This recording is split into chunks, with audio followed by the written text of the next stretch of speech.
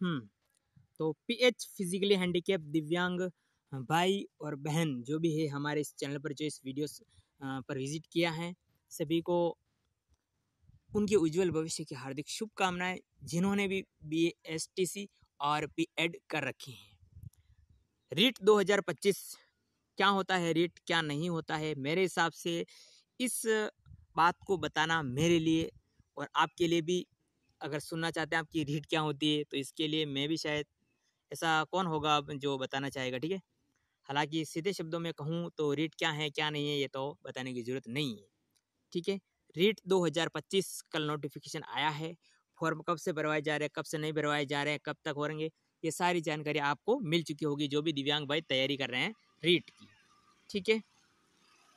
अब दिव्यांग के संदर्भ में जानकारी, दिव्यांग के संदर्भ में जानकारी का मतलब क्या होता है?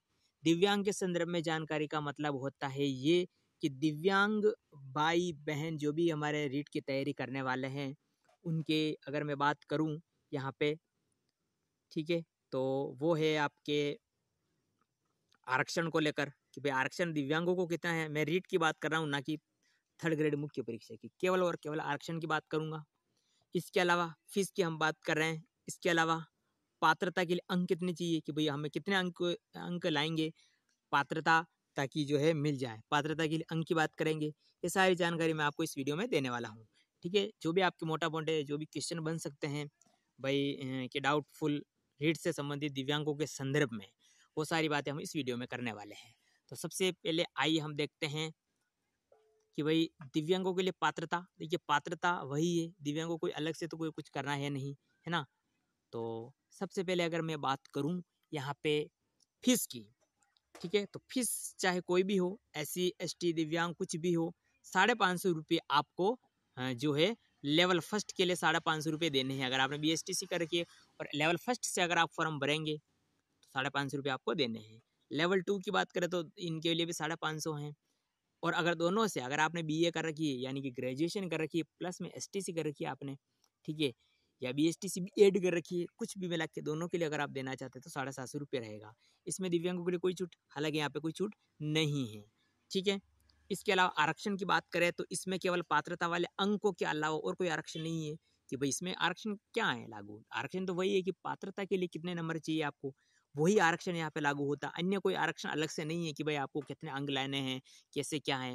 हालांकि क्योंकि ये पात्रता है ना कि मुख्य परीक्षा, मुख्य परीक्षा में कट ऑफ आरक्षण होते हैं, इसमें कोई नहीं है। इसमें ऐसा नहीं है कि भाई जितने भी दिव्यांग पात्रता के लिए फॉर्म भरेंगे उनमें से 10,000 में से केवल 100 दिव्यांगों को पात्रता दी जाएगी या 200 को दी जाएगी, ऐसा इसमें नहीं है। मेरी बात समझ पा रहे ना। इसमें असीमित जिनके भी जो क्राइटेरिया आपका रखा गया है, दिव्यांगों को 40% वाला इसमें रूल रखा गया है कि 40% दिव्यांगों को चाहिए, जिसके भी 40% वो सब एलिजिबल होंगे मुख्य परीक्षा के लिए, ठीक है। यहाँ तक बात फीस की बात हो गई। आरक्षण इसमें लागू होता नहीं है।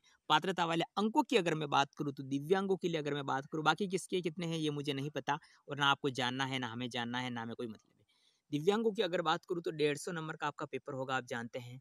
150 का 40% आप निकालते हैं अगर, तो ये होता है आपके 60 नंबर, ठीक है। आपको 60 नंबर किसी भी हालत में 150 में से अगर 60 नंबर आप लाते हैं तो मुख्य परीक्षा के लिए आप एलिजिबल हो जाएंगे, उसमें बैठ सकेंगे, वो पेपर दे सकेंगे, चाहे लेवल फर्स्ट हो चाहे लेवल सेकंड हो।